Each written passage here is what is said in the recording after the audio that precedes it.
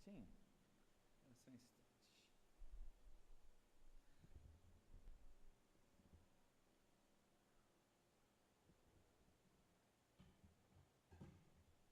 Pode ir. Pode iniciar aí.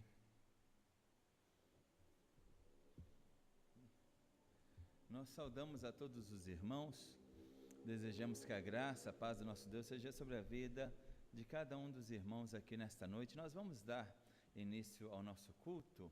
Eu vou convidar o Eudes a fazer uma oração para nós iniciarmos. Vamos orar?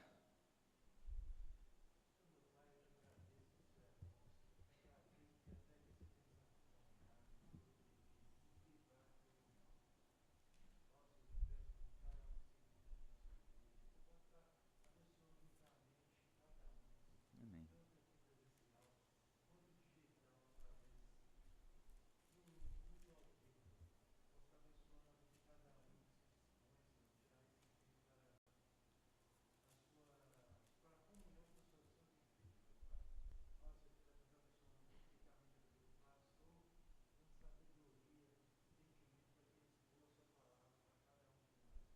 Amém.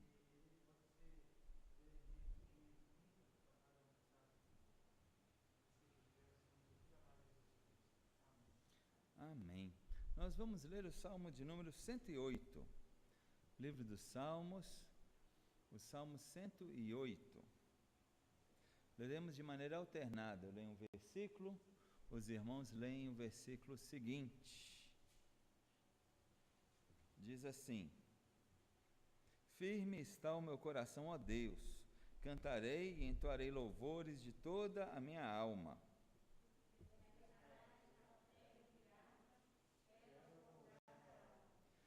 Render-te-ei graças entre os povos, ó Senhor, cantar-te-ei louvores entre as nações.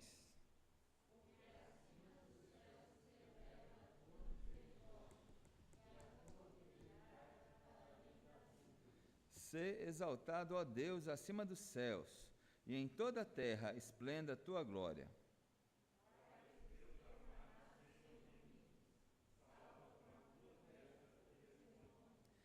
Disse Deus na sua santidade: exultarei, dividirei a Siquém, medirei o vale de Sucote.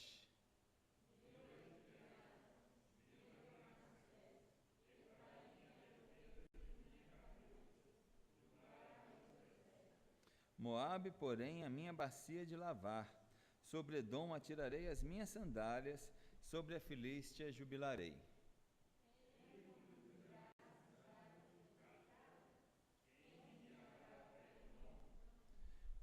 Não nos rejeitastes, ó Deus. Tu não sais, ó Deus, com os nossos exércitos.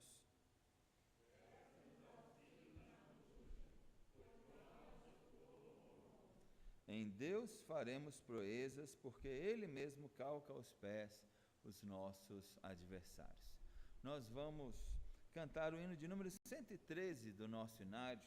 Achei um bom amigo, Jesus, o Salvador. Hino de número 113.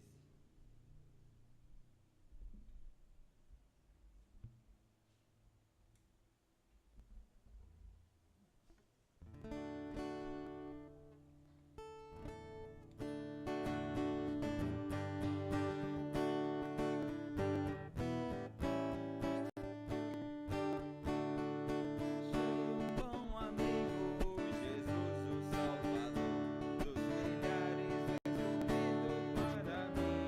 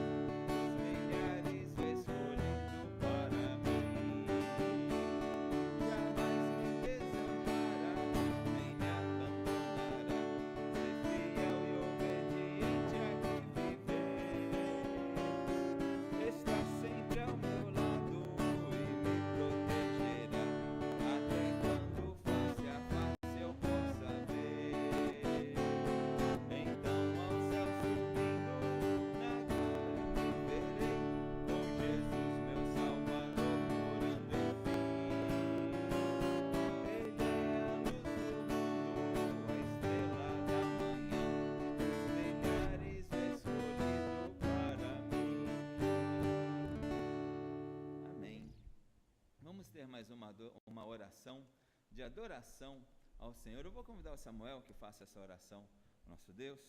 Vamos orar?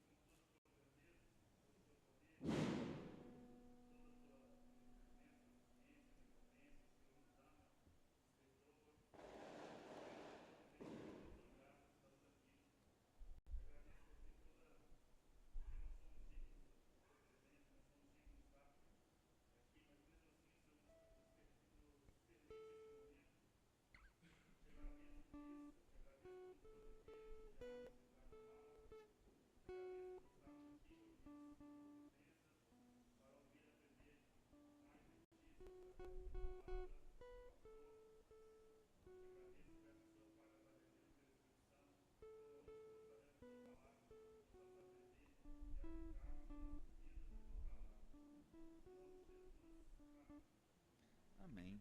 Convido os irmãos ainda a abrirmos a Bíblia no Salmo de número 25.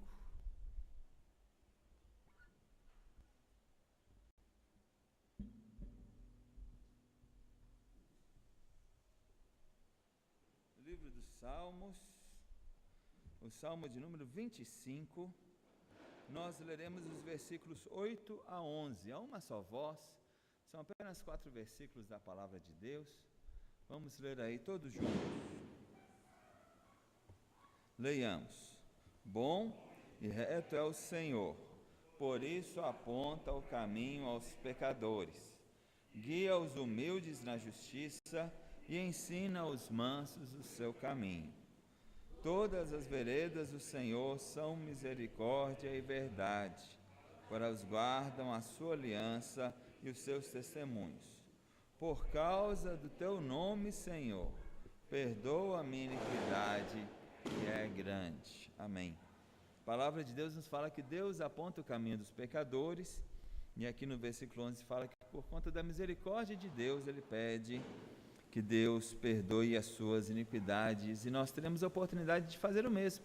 Convido todos os irmãos a baixarem a cabeça, a fecharem os olhos e orarem silenciosamente a Deus, confessando assim os seus pecados, confessando assim a sua iniquidade, pedindo a Deus perdão pelas suas falhas. Vamos ter esse momento de oração, e logo após alguns instantes de oração, eu vou pedir o Diego, Diego, eu sempre confundo, Diogo, vou pedir o Diogo fazer essa oração ao nosso Deus. Vamos orar?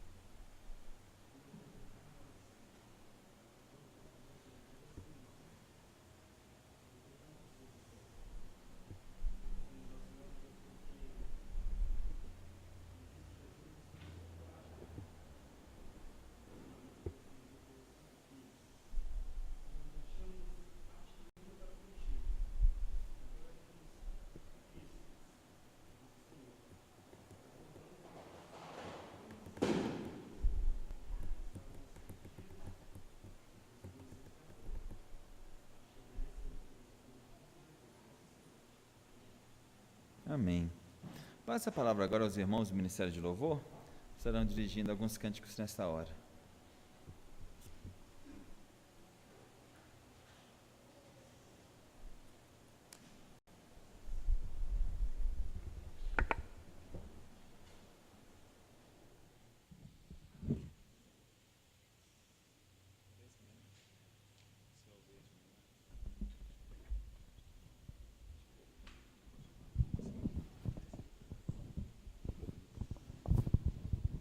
Boa noite, igreja. Graça e a paz do Senhor seja abundante em cada coração, amém? Vamos nos colocar de pé, vamos entoar cânticos ao nosso Deus.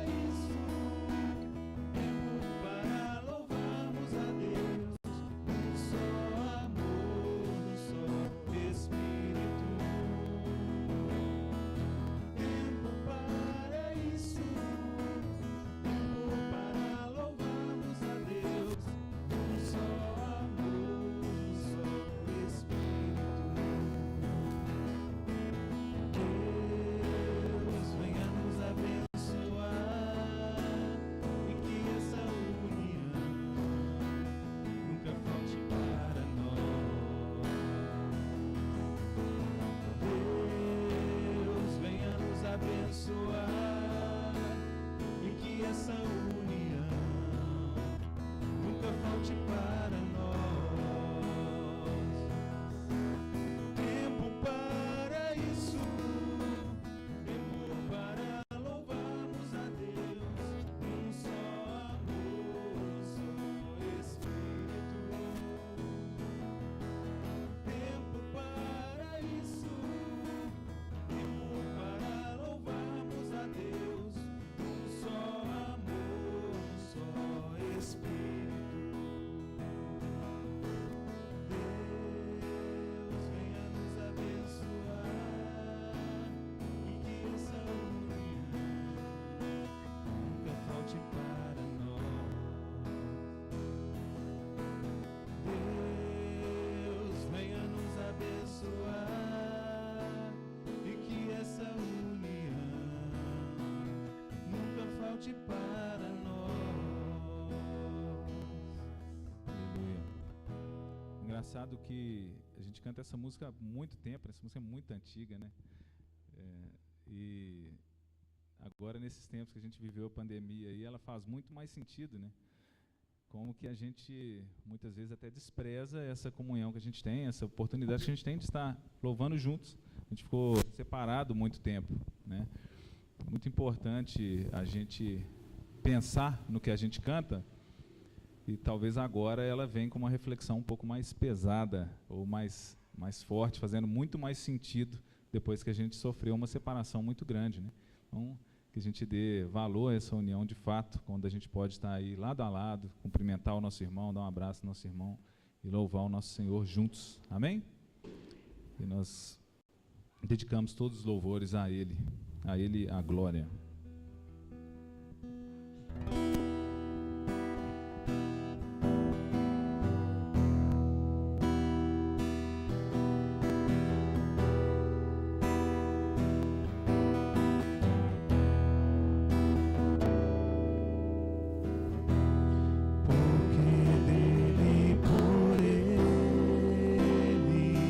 Para ele são todas as coisas.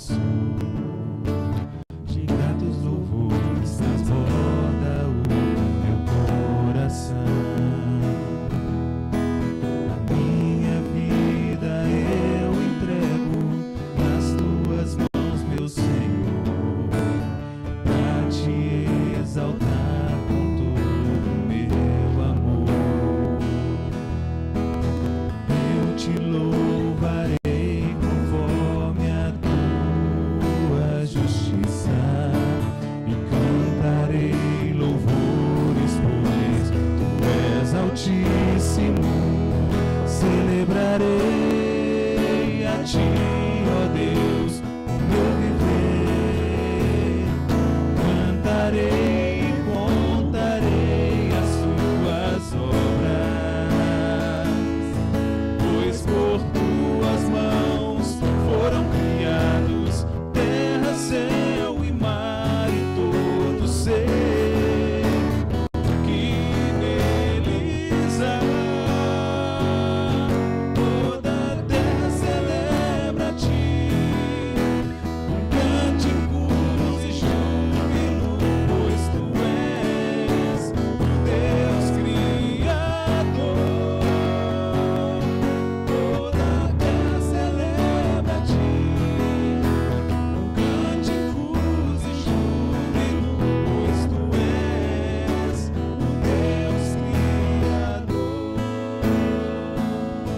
Celebrarei a Ti, ó Deus, o meu viver.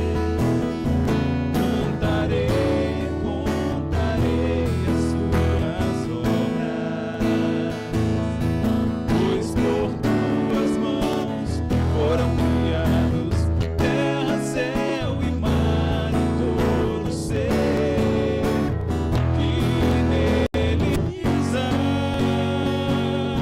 Toda a terra celebra a Ti, cânticos e júbilo, pois Tu és o Deus Criador. Toda a terra celebra a Ti, cânticos e júbilo, pois Tu és o Deus Criador. Pois Tu és o Deus Criador. As mulheres primeiro, a honra.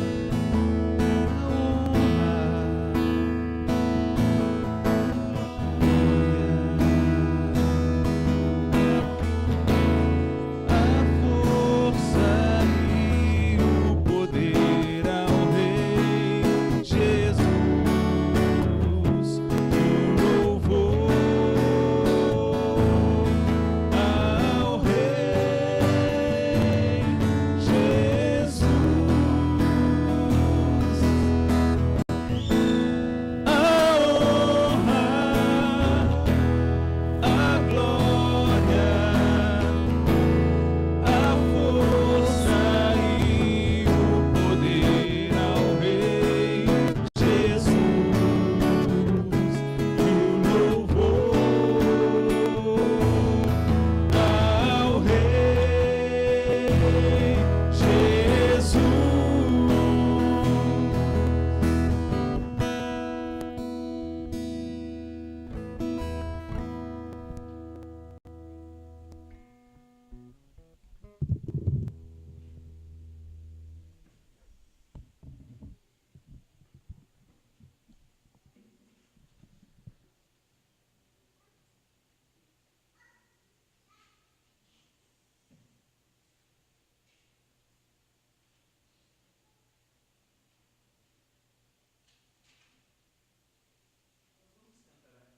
Ei, nós vamos cantar ainda um hino de Natal, que estamos aí próximos ao dia do Natal. Vamos cantar hino de número 240.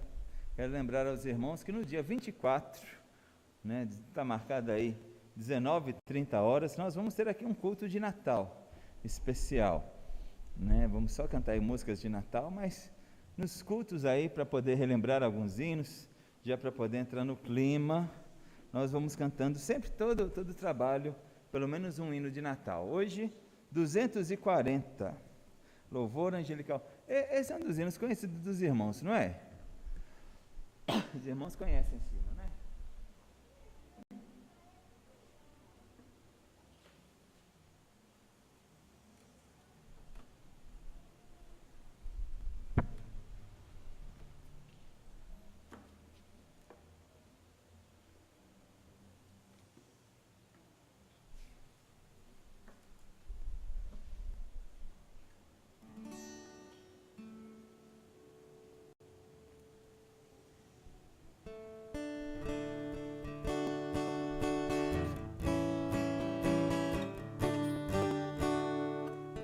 dos anjos harmonia, cantam glória ao Rei Jesus. Paz na terra, que alegria, paz com Deus em plena luz. Ouçam povos exultantes, ergam salmos triunfantes, aclamando ao Senhor. Nasce Cristo Redentor, exultai, ó terra e céus, dando glória ao homem Deus. Cristo eternamente honrado, o seu trono se ausentou, entre os homens encarnado, Deus conosco morou. Quão bondosa divindade, quão gloriosa humanidade, salve o Cristo Emanuel, luz do mundo, Deus fiel. Exultai, ó terra e céus, dando glória ao homem Deus. Cante o povo resgatado, glória ao príncipe da paz. Deus em Cristo revelado, vida e luz ao mundo traz. Nasce a fim de renascermos, vive para revivermos. Rei, profeta, intercessor, louvem todos ao Senhor. Exultai, ó terra e céus, dando glória ao homem Deus. Amém.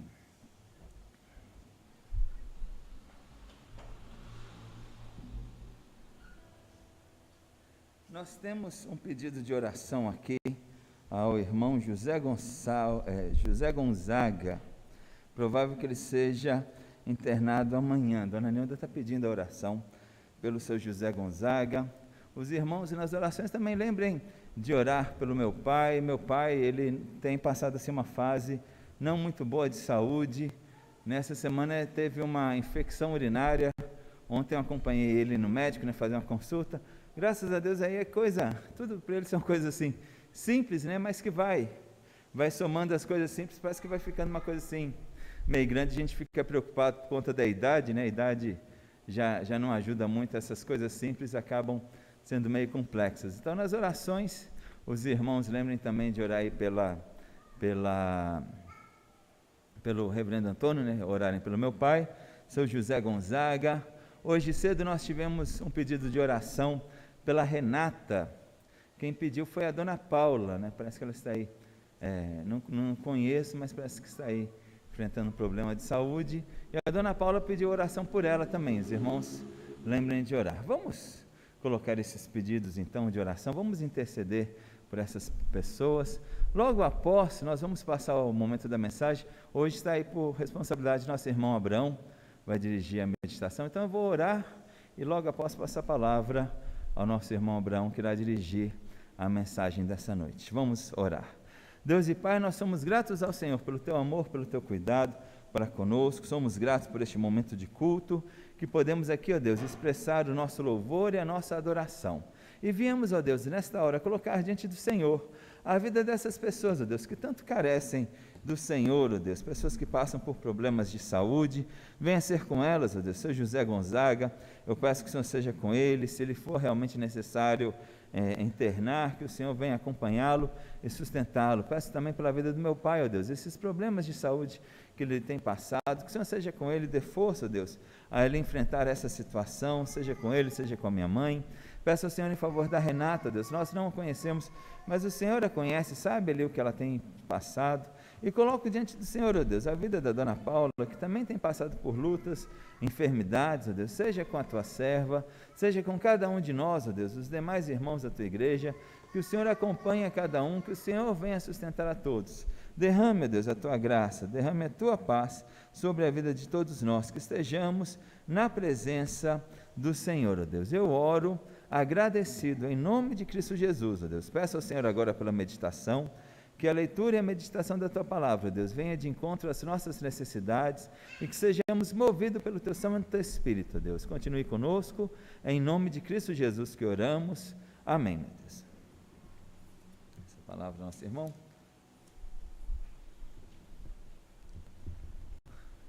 Pois é, bem que você estava.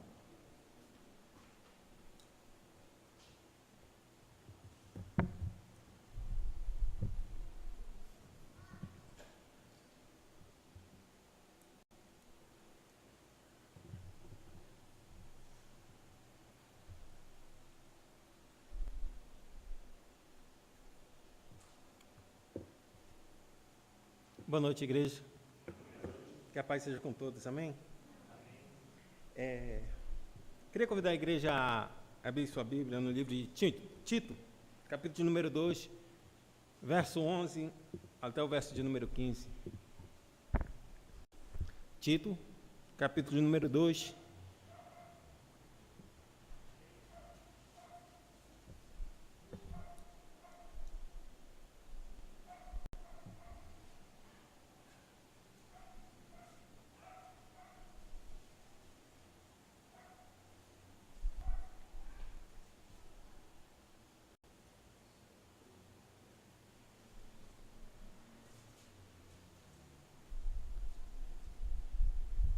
Todos acharam?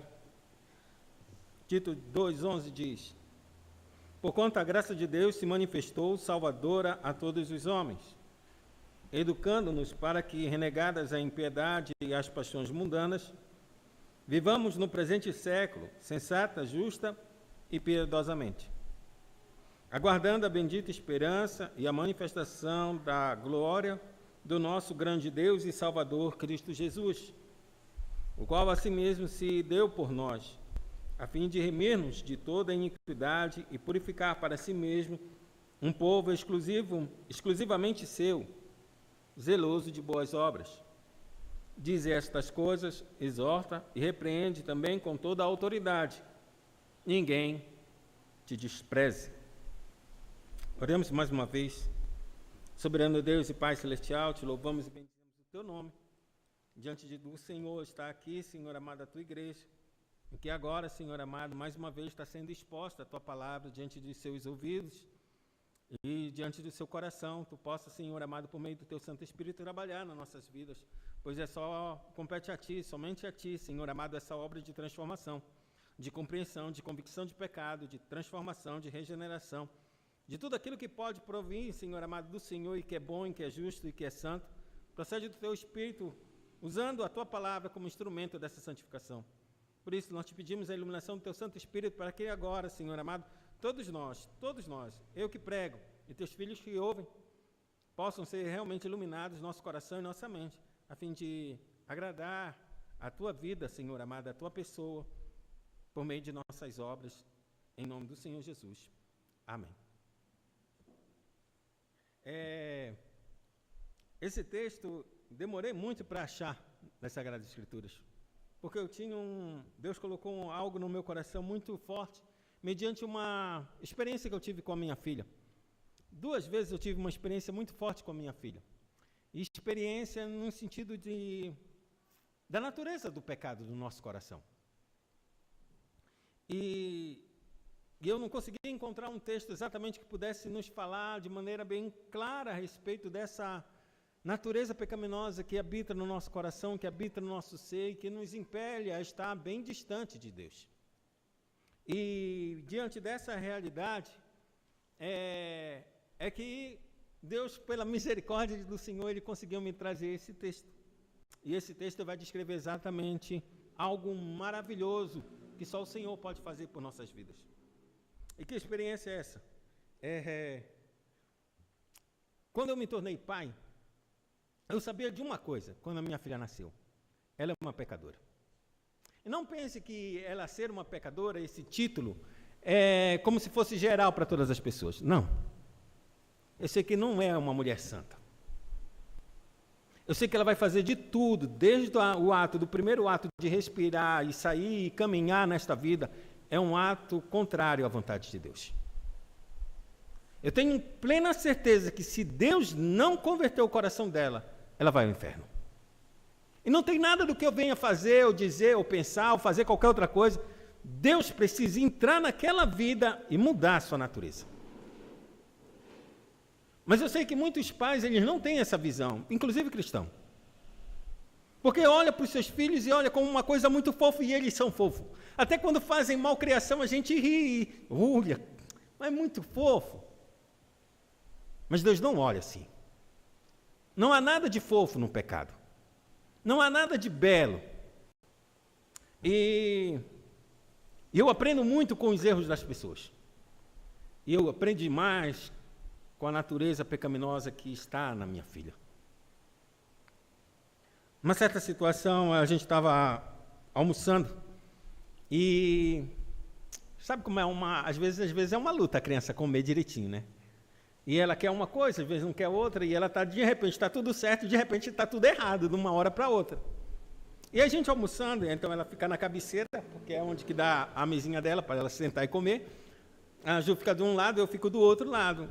Às vezes é um que dá, às vezes é outro que dá, e fica nessa situação. Numa determinada situação, ela estava comendo tudo bem e acabou alguma coisa, não sei. Só sei que ela levantou a mão e dele assim mesmo na mesa. Pá! Acabou.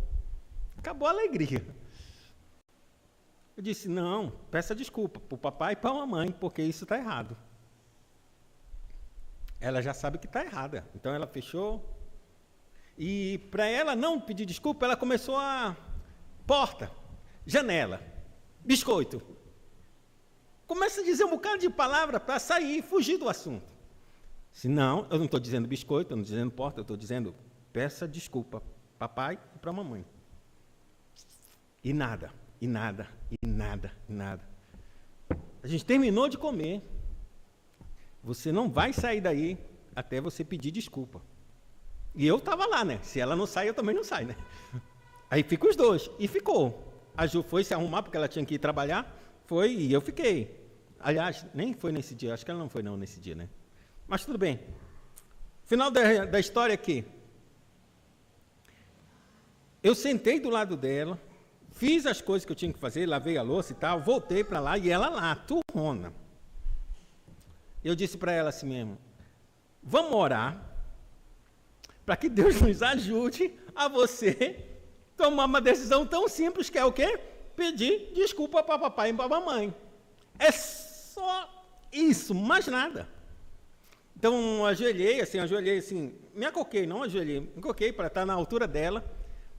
E ela fez assim, não pode, não consegue. Não, consegue sim, Juju é corajosa, Juju é forte. Vamos orar. Aí ela colocou a mão, me deu as mãos e a gente começou a orar. Aí a gente orou, nada de oração pentecostal, nada dessas coisas não. E também na oração não era para servir como se fosse um remédio, uma mágica que agora o coração da menina vai pedir perdão. Não era, a ideia não é essa, e não era essa a intenção. Era somente para trazer mesmo Deus para essa situação nossa. E aí a gente orou, e aí eu disse, agora Juju vai pedir perdão para papai e para mamãe. Sabe que ela fechar os lábios para dizer a palavra e segurar e não dizer? Aí eu disse mais, a gente vai ajudar a Juju a dizer.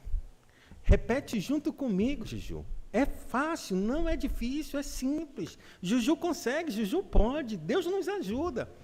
Papai, desculpa, papai e mamãe. Não deu. Tirei ela, desatei ela da cadeirinha, levantei. Eu disse, agora vai ficar só eu e você. Saímos da sala e fomos para o quarto, e ficamos no quarto. Mais de 2 horas. Ela chorava e pedia berço, isso e aquilo outro. Você sabe o que você tem que fazer. Pedir desculpa para papai e para mamãe. Não é berço, não é isso, não é aquilo outro. E ficamos 2 horas. Sabe que a criança chorou, gritava, parava e ria. E ela não pediu. Ela cansou, amados. Cansou, literalmente ela cansou e adormeceu. E não pediu. E essa foi a segunda vez que ela fez isso. Foi uma outra situação, foi colocar o babador para ela comer, ela também não fez, ela dormiu no meu braço, cansada, coloquei no berço, acordou, mas nunca mais ela rejeitou o babador na vida dela. Dessa segunda vez, que foi essa dela bater na mesa, ela dormiu, eu coloquei no berço e ela acordou. Mas ela já sabia no coração dela que ela não podia mais fazer isso. O fato que eu estou contando isso é para mostrar à igreja que a realidade da nossa corrupção é muito grande. E não importa quanto Deus se aproxime de nós para fazer aquilo que é certo, aquilo que é bom, aquilo que é direito, a gente ainda assim, sabendo que está errado, a gente vira as costas. A gente é tão egoísta, a gente é tão soberbo, é tão autossuficiente que a gente não consegue se humilhar e descer e consentir naquilo que é agradável a Deus. E se isso está dentro do coração de uma criança, que ela tem apenas 1 ano e 6 meses, está perto de fazer 1 ano e 7 meses, o que dirá no meu e no seu coração que já vivemos essa vida toda? O que dirá que há no teu coração que não resiste tanto à vontade de Deus? Já viu tanta gente ter dificuldade de pedir perdão? De pedir uma desculpa? De reconhecer que está errado?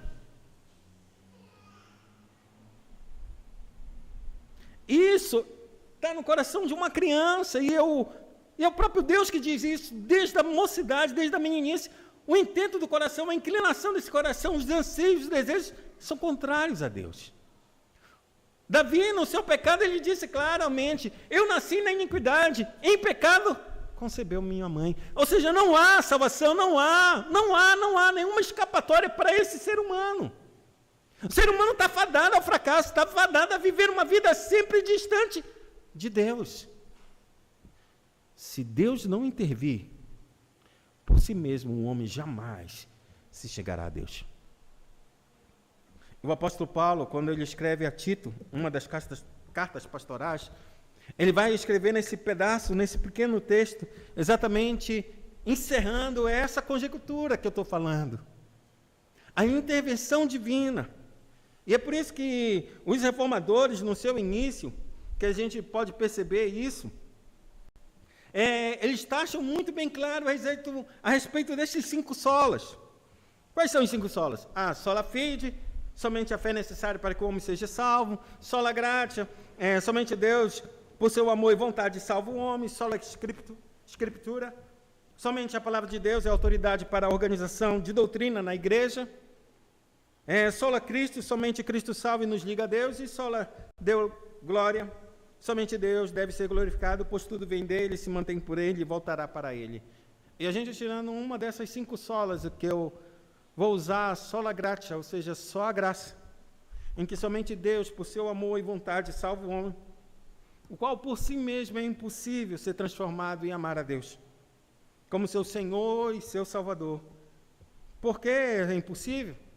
Porque Jeremias já dizia: pode acaso o etíope mudar a sua cor da pele? Ou seja, um branco se tornar negro? Ou um negro se tornar branco? Ou, como ele mesmo vai dizer, ou o leopardo, as suas manchas, ou seja, as suas pintas, para a gente que conhece a onça pitada, já poderia mudar? Ou a zebra, as suas listras, teria condições a zebra mudar de listra e se tornar tipo um cavalo? Não tem condições, isso não está na nossa natureza, isso não está na nossa capacidade, isso não está na nossa habilidade, isso procede de alguém que tem que vir de fora para fazer esse tipo de mudança. Do contrário, não tem. E essa mudança pode vir e virá, e é independente dos nossos méritos, porque nesses casos, ou melhor dizendo, nesse caso, nessa situação, a gente não tem mérito. A gente não pode dizer: eu vou fazer uma determinada coisa e vou ganhar aquilo. Diferente do pastor. O pastor hoje ele é capelão no hospital evangélico. Ele se prontificou a fazer um concurso lá, sei lá, um requisito. Ele passou no requisito, passou, foi aprovado. Ele é capelão e aí trabalha durante o mês e no final do mês tem o salário dele. Ponto. Quando ele recebe o salário dele, é o quê? É por graça? Não, é por dívida. Ele trabalhou, então ele recebe.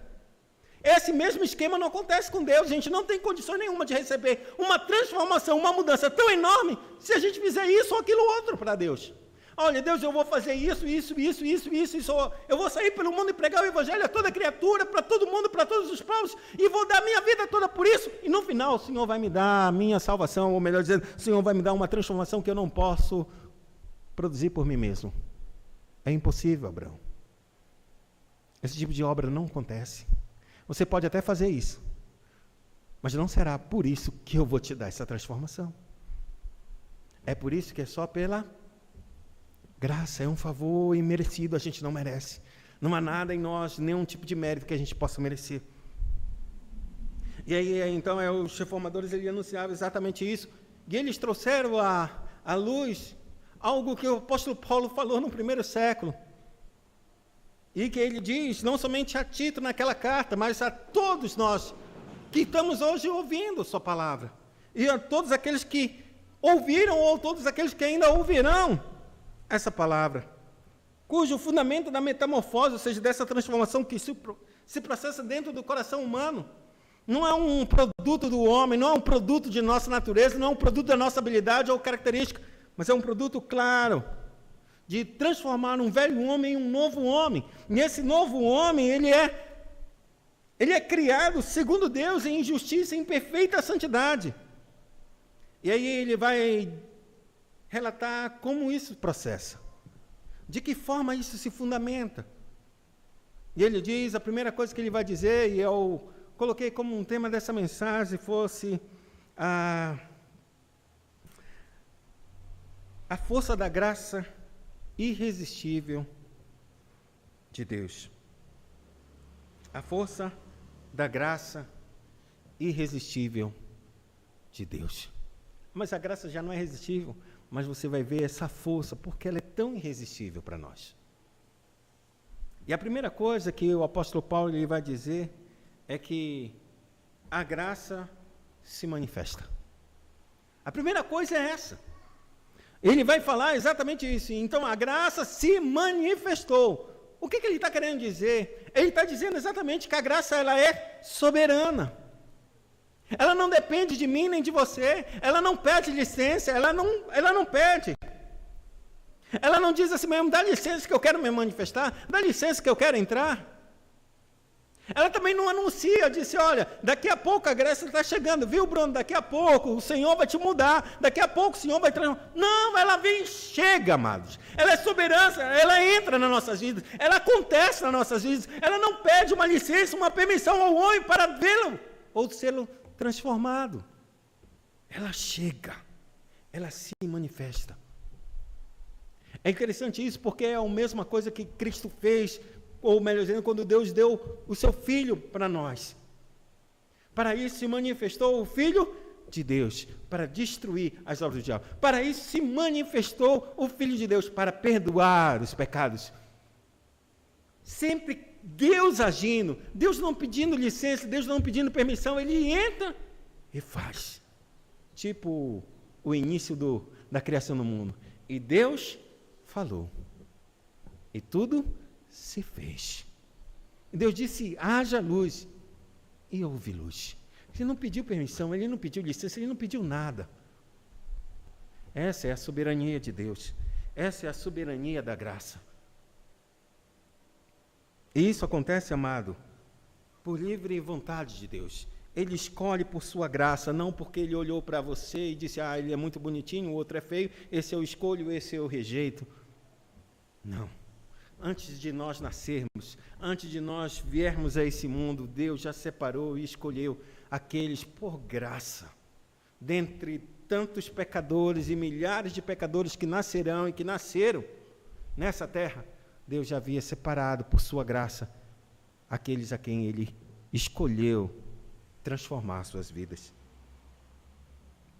E é interessante porque Deus tem que agir dessa maneira.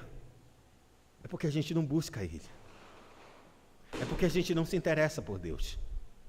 Porque se Deus esperasse, faria como o Abraão fez com sua filha, 2 horas, essa filha não diria, papai, perdoa, papai, me desculpa. Não faria. Se Ele esperasse por você, você não se chegaria. Não há Não há erro, não há falha, não há desculpa, não há nada que a gente possa dizer, não, ele vai esperar, aguarda mais um minutinho, só mais um pouquinho que... Não vai. Não vai e não vai. Por isso o profeta, ele, falando a respeito da salvação de Deus, ele diz, viu Deus que não havia ajudador algum e maravilhoso de que não houvesse um intercessor. Pelo que seu próprio braço lhe trouxe a salvação e sua própria justiça o susteve. O Senhor desnudou o seu braço à vista de todas as nações, e todos os confins da terra verão a salvação do nosso Deus. Quando Cristo ele andou nessa terra, foi esse o braço de Deus se manifestando a todos os homens, a toda a nação, a todas as terras, para que o Evangelho chegasse a todos os povos, então pudessem ver a gloriosa salvação de Deus. Mas quando Cristo ele anda nessa terra, ele afirma uma graça soberana de Deus, ao dizer assim mesmo, todo aquele que o Pai me dá, esse virá a mim. E o que vem a mim, de modo algum lançarei fora, porque eu desci do céu não para fazer a minha vontade, e sim a vontade daquele que me enviou. E a vontade daquele que me enviou é esta, que nenhum eu perca de todos os que me deu. Pelo contrário, eu o ressuscitarei no último dia. Ninguém pode vir a mim se o Pai que me enviou não trouxer, e eu o ressuscitarei no último dia. Isso é a graça soberana. Eu chego, liberto, transformo, salvo, e sou eu que vou ressuscitá-lo. Aonde está o homem nessa posição aqui? Onde está o desejo? Onde está a vontade? Onde está o querer dele? Totalmente excluído. É um homem totalmente passivo. E sabe por que ele é passivo? Porque ele está morto. Porque ele está morto. E Deus então vem, traz vida e vida com abundância. A segunda coisa que a graça faz, a primeira é que ela se manifesta assim soberana. A segunda é que a graça ela é pedagógica. Ela vai nos educar. A graça ela tem um poder de educar nossas vidas. A graça sim tem um poder sim de transformar nossas vidas, mas ele é educando na vida prática, na vida do dia a dia. Paulo nos ensina que o novo homem, em Colossenses, ele é refeito para o pleno conhecimento, segundo a vontade daquele que o criou.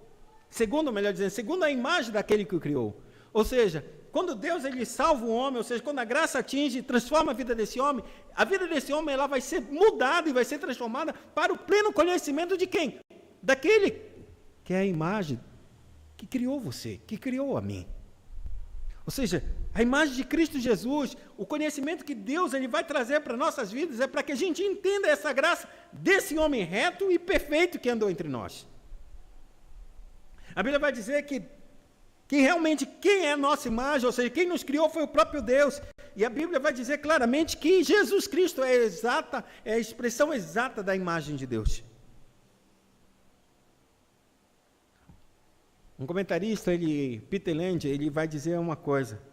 Paulo fala que a graça, nesse texto aqui, ele fala de um treinamento, em que, de acordo com a verdadeira força e pleno significado da palavra, no caso, educar, a ideia de correção e de punição não é de forma alguma excluída. E junto com a distinção entre a lei e o evangelho, traz à tona os seus superiores valores, ou a superioridade que advém dessa educação. O que ele está querendo dizer? É que quando Deus ele traz a graça para nós, ele vai trazer uma graça que vai nos educar a viver de uma maneira tão maravilhosa e tão perfeita, entre aspas, se perfeita, mas que ela exige duas coisas. Ela não vai excluir essa educação de juízos, castigos e punições. Então, por isso, ele vai falar 2 pontos a respeito dessa graça. A primeira coisa é que, renegadas a impiedade e as paixões mundanas. A primeira coisa que a graça vai nos ensinar e ela vai nos educar é exatamente baseado nisso. Quando Cristo nos salva, quando Cristo nos muda, quando a graça nos atinge, ela alcança nosso coração e ela fala para nós alguma coisa. E essa coisa é de, está vendo a tua vida? Está vendo em que situação você se encontra? Agora eu estou te dizendo que essa graça está chegando até você e ela vai fazer uma coisa: renuncia à tua impiedade. Se eu dissesse isso para a Joana, renuncia a essa tua impiedade. Renuncia essa tua impiedade, essa tua dureza de coração, e vira-se, e fica boa, e fica generosa, e fica com o coração todo amável. Ela jamais vai entender isso. Porque ela não tem capacidade para isso ainda. Ela só consegue discernir o que é certo e o que é errado, ela já consegue. Ela sabe o que está certo e sabe o que está errado. Mas renunciar, ela ainda não tem essa estrutura para fazer isso. Ela não tem. Ela vai fazer isso com o passar do tempo. Mas nós conhecemos a nossa estrutura. Sabemos a vida que vivemos. Sabemos a vida que vivemos. Cão soberbo, cão impuro, cão turrão. A gente sabe. E o que o apóstolo Paulo ele vai dizer, a primeira coisa: ei, renuncia à impiedade, a uma vida apartada da vontade de Deus. Não pense que impiedade é aquela pessoa que está ímpio, que está vivendo fora. Não, ele está escrevendo para cristão, amado. Ele não está escrevendo para uma pessoa do mundo aí, que está buzinando porque o Galo ganhou. Não está escrevendo para eles. Está escrevendo para mim e para você que está ouvindo. Que sentamos aqui na igreja e largamos todas as coisas para ouvir a palavra de Deus. Ele está dizendo: larga a tua impiedade. E largar a impiedade é largar a nossa própria vontade e para viver a vontade de Deus. Segunda coisa que ele diz: larga as paixões mundanas. Isso é muito sério, amados. Porque no nosso coração a gente tem arde de paixões. E muitas dessas paixões, todas elas, amados, dentro de um propósito, de um plano de Deus, elas deveriam ser tudo muito boas e perfeitas para nós. Mas hoje, elas são corrompidas pelo pecado e agora nossas paixões, em vez de nos levar para perto de Deus, nos afasta de Deus e tornam-se os nossos ídolos. Quantos filhos não são ídolos dos seus pais? Quantos bens materiais que Deus concedeu a determinadas pessoas não se tornaram os seus ídolos e não são hoje os seus ídolos? Recentemente morreu uma senhora no nosso condomínio.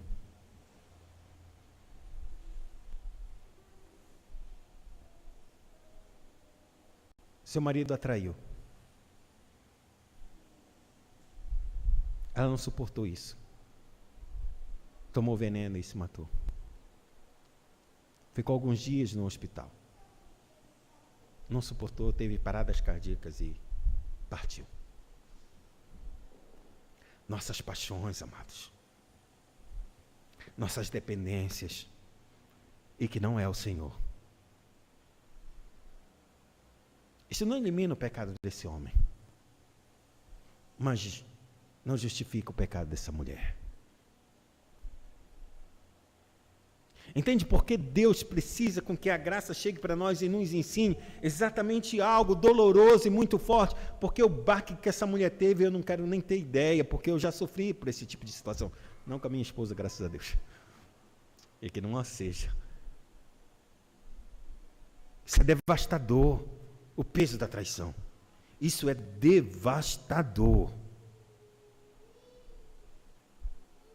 Mas quando a gente cai, e se não tem uma rocha embaixo do nosso pé, minha mãe chegou comigo, no caso minha mãe, minha avó, chegaram comigo na situação que eu vivia, esse tipo de situação. Ela chegou assim: e Abraão, muito preocupada, achando que eu ia tirar a minha vida. Eu disse: ei, para com isso. Eu tenho Deus. Ele é meu refúgio, é Ele que eu vou me segurar. É só nele. Mas essa mulher não tinha. Não tinha, amados. Por isso, pense em alguma tragédia que possa vir, por mais absurda que possa acontecer na sua vida. Pense muito bem e verifique se você é capaz de se sustentar na rocha. Porque é isso que depende da nossa vida, amado. Como o profeta diz, bem claro, no dia da angústia, o Senhor tem que ser a tua força. Porque se Ele não for, a gente não é capaz de suportar. Porque as paixões nos tomam. E quando ela se vai, nós vamos juntos. É por isso que a força da disciplina é muito grande aqui. Porque a gente tem que lutar por aquilo que a gente gosta, porque aquilo que a gente é apaixonado, e que Deus está dizendo, isso é errado. E a gente tem que parar e voltar atrás.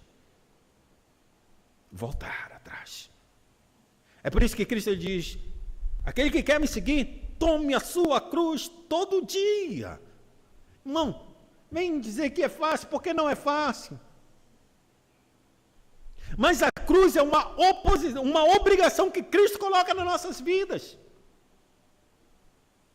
Cristo, para ele pegar a cruz dele e seguir até o Gólgota, ele teve que ser condenado. Ele não poderia pegar a cruz por si só e vou levar e alguém vai me crucificar. Não! Ele foi condenado. Há um peso de lei sobre a vida dele. E há um peso de lei sobre a minha vida e a sua vida. É isso que a Escritura diz nos 10 mandamentos. É a lei chegando para matar a gente, para condenar a gente, porque a gente não tem salvação, amados. A gente não é perfeito, a gente não é capaz de cumprir esses 10 mandamentos em perfeição. Só um teve. E se a gente não é capaz, a cruz é para você, a cruz é para mim. Por isso, pegue a sua cruz todo dia e siga-me. Renuncie. Todo o dia. Porque no dia seguinte, na manhã seguinte, ou seja, na segunda-feira, se Deus nos permitir uma segunda-feira, a gente vai se levantar e a gente vai achar que a gente está tudo bem. E Ele diz, acordou? Está aí a tua cruz. Vai ser mais um dia que você não será perfeito. Pega a tua cruz e vai. Pega a tua cruz e segue. Aceita a derrota. É isso que a cruz está dizendo. Aceite a sua derrota. Aceite que você não pode fazer da sua própria vontade, o seu próprio querer, a sua vontade não pode. Por mais que você goste, é exatamente isso. Tira isso do teu coração, mata isso no teu coração. Isso não significa dizer que agora a nossa vontade ou as nossas paixões deixarão de ser paixões. Não deixarão. É por isso que a gente se irrita. Porque a gente não pode satisfazer as nossas paixões. Mas existe um outro lado. E que lado é esse, irmão? A graça te educa a renunciar, a largar a mão a esses maus, os desejos, as paixões, a impiedade, a de viver uma vida longe de Deus. Mas a graça te ensina também a viver de um modo santo. E de que maneira esse santo? É de maneira moderada ou sensata, justa, retidão e piedosamente, ou seja, humildemente andar com Deus. É isso que a graça nos ensina. A graça não só nos ensina a rejeitar as coisas que são negativas, mas tomar as coisas positivas para nós e podermos andar. Porque a graça é o poder de Deus para a manifestação exatamente daquilo que Deus dá. Porque se a graça não viesse, a gente não tinha condições alguma de renunciar, nem tampouco de nos revestir dessas virtudes de moderação, de retidão e de piedade. Porque não dá para ignorar de forma alguma a força dessa graça.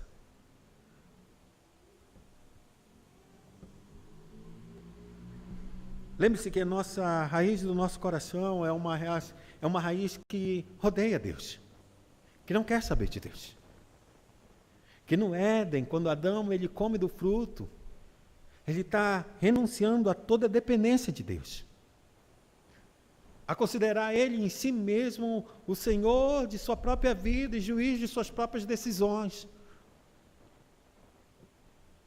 Mas quando a graça nos alcança, ela muda isso.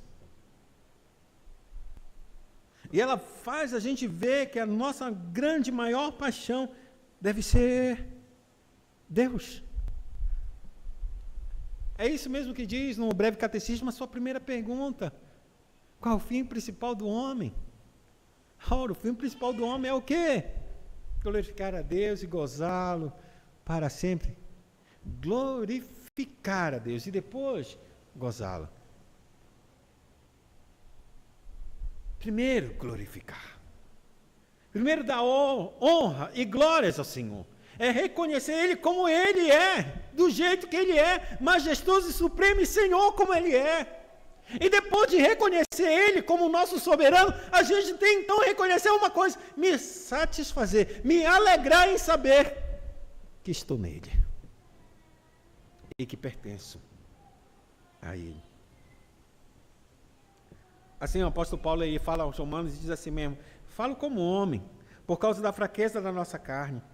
Assim como ofereceste os vossos membros para a escravidão da impureza e da maldade para a maldade, assim oferecei agora os vossos membros para servirem à justiça para a santificação.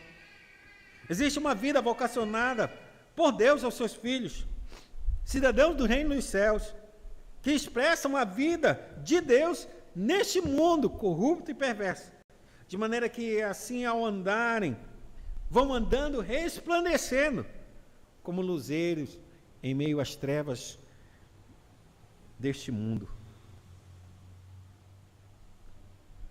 Então ele termina essa primeira parte dizendo, primeira coisa, a graça soberana, ela alcança as pessoas. Ela não pede licença e as transforma. Uma vez que a graça alcança e liberta as pessoas, ela vai te ensinar a dizer, agora, com o poder da graça, você é capaz de renunciar à impiedade e às paixões. Mas com essa mesma graça, ela vai te educar a caminhar em santidade, vivendo uma vida moderada, reta e piedosamente diante de Deus. Feito isso, o que mais que a graça vai fazer? A graça ela vai terminar e fechar exatamente dizendo assim mesmo. Sabendo que a gente vai viver numa vida de grandes batalhas e lutas, entre derrotas e vitórias dentro do nosso próprio comportamento, já que a lei está mostrando que a gente é condenado e todo dia a gente tem que pegar essa cruz, pode chegar ao ponto de dizer assim mesmo, mas como? Se eu nunca vou me livrar dessa cruz, se eu nunca vou me livrar dessas coisas, como é que eu ainda devo continuar vivendo dessa maneira? E como eu posso me satisfazer em Deus assim? Então ele traz a esperança, a graça, e ele termina dizendo assim, aguardando a bendita esperança, a manifestação da glória do nosso grande Deus e Salvador, Jesus Cristo. É por isso que eu e você não devemos nos desesperar, porque caímos ou falhamos e tropeçamos. Não. É porque enquanto a gente batalha e luta, é o exercício claro de que a graça está em nós. O dia que eu desisto de lutar contra o pecado, pode ter certeza que a graça não é e nunca esteve no teu coração, porque a graça me impele para um combate. A graça é força de Deus, porque a Bíblia diz bem clara, aonde mudou o pecado, mudou a graça. Por quê? Porque a graça precisa ter muita força, muito poder para vencer esse pecado. E ela vence por meio de Cristo. E a graça, então, ela te faz também ter novos ares, novos intentos. E esses intentos é agradar a Deus. É viver de maneira justa, moderada e piedosamente. Mas não é só isso que a graça, ela termina. Ela termina dizendo, te dando uma esperança, uma bendita esperança. E que esperança é essa? A volta de Cristo. A volta do nosso glorioso Senhor e Salvador, o Deus e Salvador, Cristo Jesus. Porque nessa volta, é o aguardar dessa vinda, em que a gente continua a batalhar, que mostra que a nossa esperança é verdadeira. A nossa esperança é verdadeira de que um dia essa luta vai findar, e a gente vai viver como Cristo é, seremos completamente transformados. E ele termina, e aqui eu termino, dizendo exatamente isso. A graça, ela chega e faz sua obra. A graça vem e te ensina a te afastar da impiedade, das paixões mundanas. Ela vem e te ensina a viver uma vida justa, santa, diante de Deus. E ela também, ela produz no teu coração uma grande esperança. Uma bendita esperança para aguardar o Senhor enquanto você luta nessa batalha dessa vida. E ele termina dizendo assim mesmo, quando esse Cristo vier, ele abre um parênteses e mostra exatamente quem é esse Cristo. A quem nós estamos esperando? E aí ele vai dizer exatamente: o qual a si mesmo se deu por nós, a fim de remir-nos de toda a iniquidade e purificar para si mesmo um povo exclusivamente seu, zeloso de boas obras. Ele está falando da renúncia que Cristo fez. Ele está falando da obra que Cristo fez. Quando a graça de Deus chegou ao nosso coração, ela vem por meio de um exemplo bem claro de que a gente não está sozinho e que Ele começou e andou e mostrou para que nós também pudéssemos andar e viver segundo a sua vontade. Por isso ele diz: o qual a si mesmo se deu por nós. E é isso que o apóstolo Paulo ele vai nos exortar. Você se dá agora para Cristo, aquele que por eles morreu e ressuscitou. Porque a gente agora não deve viver mais para nós mesmos, mas por aquele que ressuscitou e vive entre nós. Amados, o apóstolo Paulo dirige isso a Tito, o jovem pastor. Ele diz essas coisas todas sempre para referendar o que ele inicia nesse capítulo número 2. Que a respeito da sã doutrina é essa. Essa doutrina é uma coisa só. A graça chega, transforma e te ensina a viver uma vida que, segundo Deus, o agrada. E faz com que a gente aguarde nessa grande batalha até a volta de Cristo, o nosso Senhor, o qual nos deu o exemplo de como deve seguir. E ele termina dizendo: dize estas coisas, exorta e repreende com toda a autoridade. Ninguém te despreze.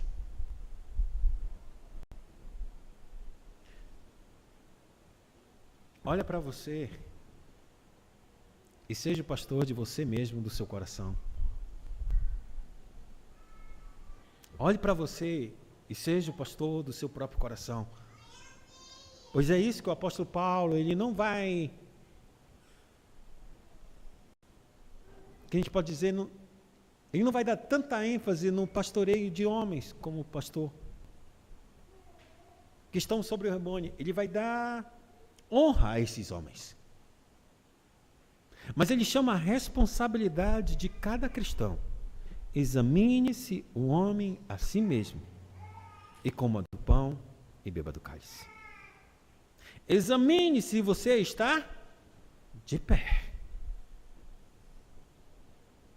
Examine-se. Essa é a chama, não é o pastor, não é um líder, não é alguém que vai te repreender ou qualquer coisa. Você tem de ser o seu pastor, pastorear o seu coração. O autor de Provérbios ele vai dizer assim mesmo: de tudo que se deve guardar, guarda o quê? O teu coração. Quem é que vai guardar? Quem? É teu pai, Sara, que vai guardar teu coração? É tua filha, Bruno, que vai guardar teu coração? Quem vai guardar? Eu guardo o meu. Eu tenho que fazer isso. Sou eu que tenho que examinar minha fé. Sou eu que tenho que me provar se eu estou realmente de pé. Por isso ele diz: dize estas coisas. Dize, fala,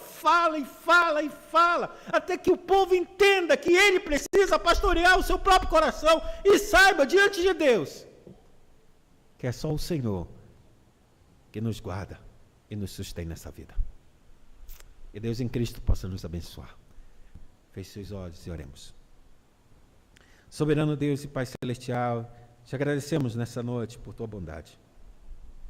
Sei que nós não temos força em nós mesmos, Senhor amado, para viver uma vida que realmente te agrade. Se não for o Senhor por nós, se não for o Senhor a nos suster, não há possibilidade alguma de continuarmos. Podemos estar num ambiente como esse. Podemos pregar a tua palavra como eu preguei agora. Podemos sentar neste banco como teus filhos estão sentados e ouvindo uma palavra. Todavia, isso será somente mero ritualismo, mera religiosidade, nada mais, nada menos do que apenas um ritual. De que apenas comportamentos e ações que nada dizem a respeito de uma vida que te agrade, de uma vida realmente que te agrade. Pois muitos antes de nós já viveram assim. Israel é um exemplo claro disso. Eles fiavam-se no templo, eles se fiavam na arca, e todas as vezes que vieram e viveram assim, os levou à ruína, Senhor. Os levou à destruição. Apenas um retrato de que a sua escravidão estava estampada agora na sua vida de cativo. Mas teu Espírito, que é santo e que habita em nós e foi nos dado gratuitamente, ele sim, nós reconhecemos a sua santidade, Senhor, e a força que há em ti para fazer com que nós tomemos as nossas decisões a fim de alegrar o teu coração e glorificar o teu nome e nos satisfazer na tua pessoa. Por isso eu te peço, Senhor amado, ajude a tua igreja, ajude cada um de nós, em cada uma das nossas batalhas, em cada uma de nossas lutas. Eu não sei quais são as paixões do teu povo, eu reconheço apenas as minhas, Senhor. E sei que elas não te agradam. Por isso, Senhor, nos ajuda, nos fortalece, Senhor. Porque desde novo, a gente luta contra isso. Desde novo, tu vai nos pontuando a respeito dessas coisas. E à medida que a gente vai crescendo, Senhor, mais coisas vão acontecendo. E mais a gente tem que ser dependente do Senhor. Mais crescer na graça e no teu conhecimento, a fim de que nós permaneçamos humildemente andando na tua presença. Assim eu te peço, Senhor, ajuda cada um de nós. Nos fortalece.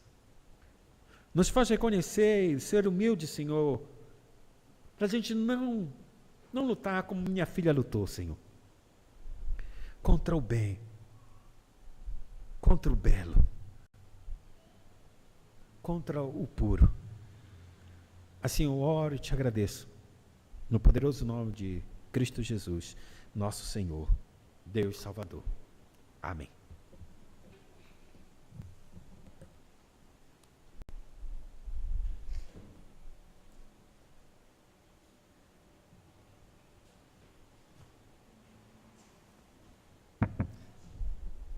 Nós estamos chegando assim ao final do nosso culto. Agradecemos a presença de todos os irmãos que estão aí conosco, aqueles que estão nos acompanhando pela internet. Deus abençoe cada um.